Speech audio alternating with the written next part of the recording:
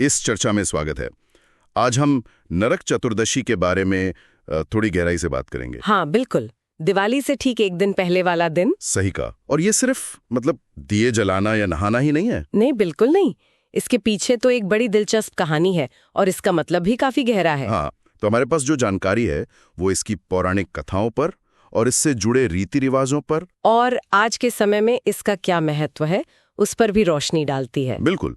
तो असल में नरक चतुर्दशी क्या है और क्यों मनाई जाती है, चलिए इसे थोड़ा खोलते हैं, समझते हैं। हाँ, शुरू करते हैं। तो कहानी की शुरुआत होती है एक बहुत शक्तिशाली राक्षस से, नरकासुर।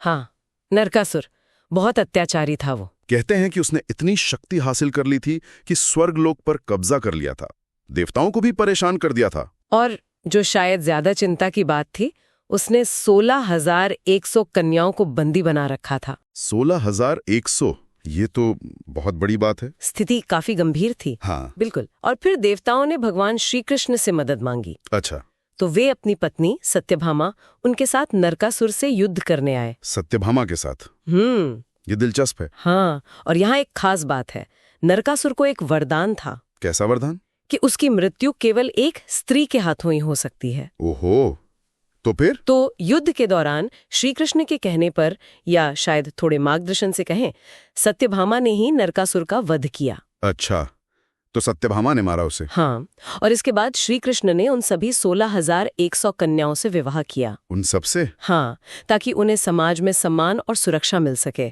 तो ये सिर्फ एक राक्षस का अंत नहीं था, ये तो अन्याय और कैद से मुक्ति का प्रतीक बन गया। बिल्कुल।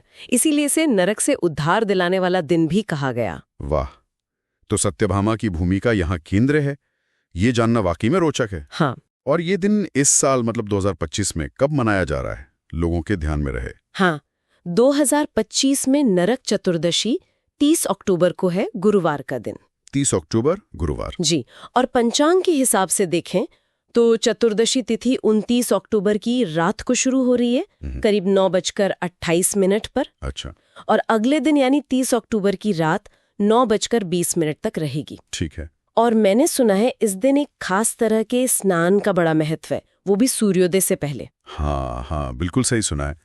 उसे कहते हैं अभ्यंग स्नान। अभ्यंग स्नान। हाँ, ये नरक चतुर्दशी का एक मुख्य हिस्सा है। 2025 में इसके लिए शुभ मुहूर्त सुबह का है, 30 अक्टूबर को सुबह 5:35 से 6:45 के बीच। अच्छा, सुबह जल्दी? जी। इस स्नान में शरीर पर पहले तिल के तेल की मालिश करते हैं। तिल का तेल? हाँ, और फिर उपटन लगाकर नहाते हैं। इसे सिर्फ शरीर की सफाई नहीं है, तो फिर इसे आत्मा की शुद्धि का प्रतीक भी माना जाता है। आत्मा की शुद्धि? हाँ। और एक गहरी मान्यता ये भी है कि जो सूर्योदय से पहले ये स्नान करता है, हाँ, उसे नरक की यातनाओं से मुक्ति मिलती है। यमराज का डर नहीं रहता। अच्छा। तो शरीर और आत्मा दोनों की शुद्धि पर जोर है। बिल्कुल। अभ्यंग स्नान के अलावा और कौन सी परंपराएं हैं जो इस दिन को खास बनाती हैं? क्या बस स्नान ही है या और भी कुछ? नहीं, और भी रिवाज है। जैसे इस दिन मृत्यु के देवता यमराज के लिए घर के बाहर एक दिया जलाते हैं। हाँ, मैंने सुना है, दक्षिण दिशा में। बिल्कुल, दक्षिण दिशा में। इसे यम दीपम या दीपदान कहते हैं। दीपदान? हाँ, माना जाता है कि इससे अकाल मृत्यु का भय दूर होता है।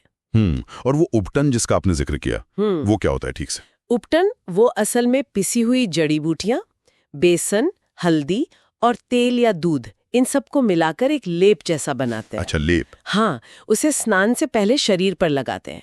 ये त्वचा के लिए तो अच्छा है ही, पर इसका भी कोई प्रतीकात्मक मतलब है। हाँ, इसे भी आत्मिक शुद्धि और सौंदर्य को निखारने का प्रतीक मानते हैं। अच्छा। और इसके अलावा घर में सुगंधित धूप जलाना, फूलों से सजावट करना, ये सब भी इस दिन का हिस्सा है। एक तरह से माहौल को शुद्ध और पवित्र बनाना। हाँ, और पंच तत्वों के प्रति सम्मान दिखाना भी। ये सब सुनने में बहुत सार्थक लग रहा है। बुराई का नाश, शुद्धि, यमराज के लिए दीपदान। लेकिन क्या इन सब कहानियों और रिवाजों का कोई गहरा मनोवैज्ञानिक या प्रतीकात्मक अर्थ भी है? आज के जमाने में इसे कैसे समझें? हाँ, बिल्कुल है। और मेरे ख्याल से यही शायद इसका सबसे महत्वपूर्ण पहलू है। अच्छा, कैसे? अगर हम इसे बड़ी तस्वीर में देखें तो नरकासुर सिर्फ कोई बाहर का राक्षस नहीं है। तो वो हमारे अपने अंदर बैठे जो नकारात्मक विचार हैं, भावनाएं हैं, जैसे काम, क्रोध, लोभ, मोह, अहंकार, इन सब का प्रतीक है। अच्छा, हमारे अंदर का नरकासुर। हाँ, बिल्कुल। और भगवान श्री कृष्ण वो ज्ञान और विवेक के प्रतीक हैं। और सत्यभामा? सत्यभामा हमारी आंतरिक शक्ति, हमारी इच्छा शक्ति, हमारी संवेदना उसका प्रतीक है। तो संदेश ये है कि जब हम अपने ज्ञान यानी श्री कृष्ण और अपनी आंतरिक शक्ति यानी सत्यभामा का इस्तेमाल करके अपने अंदर के इन नरकासुरों को मतलब इन नकारात्मक प्रवृत्तियों को जीत लेते हैं, तभी हमारा मन सही मायने में नरक से यानी दुख, अशांति, नेगेटिविटी से मुक्त होता है। वाह, ये तो बहुत गहरा मतलब है। हाँ, महाराष्ट्र में इसे वसुबारस से भी जोड़ते हैं और कुछ गांवों में तो बच्चे नरकासुर के पुतले भी जलाते हैं, जैसे दशहरे पर रावण का पुतला जलाते हैं। हाँ, कुछ वैसा ही। ये प्रतीकात्मक रूप से यही सिखाता है कि असली लड़ाई बाहर नहीं है, अपने अंदर की बुराइयों से है। तो संक्षेप में कहें तो नरक चतुर्दशी सिर्फ एक पुरानी कहानी नहीं है। नहीं, ये बाहरी और भीतरी दोनों तरह की बुराइयों पर अच्छाई की जीत का उत्सव है। बिल्कुल। और अभ्यंग स्नान जैसे रिवाज शुद्धि पर जोर देते हैं, तन की भी मन की भी। और दीपदान हमें मृत्यु के भय से मुक्त होने का संदेश देता है। हाँ, और यहाँ एक सवाल उठता है सोचने के लिए। कैसा सवाल? कि अगर नरकासुर हमारे अंदर के विकारों का प्रतीक है, तो आज की इस भागदौड़ भरी जिंदगी में कोई इंसान अपने भीतर के नरकासुर को कैसे पहचाने? मतलब अपनी ईर्ष्या, अपना क्रोध, अपना लालच, हाँ, या अपना अहंकार। पहले तो उसे पहचाने कैसे, और उससे भी जरूरी पहचानने के बाद उसका सामना कैसे करे, उस पर जीत कैसे पाएं? ये तो सच में सोचने वाली बात है। हाँ, शायद इस पर विचार करना इस त्योहार को मनाने का एक और सार्थक तरीका हो सकता है। बिल्कुल।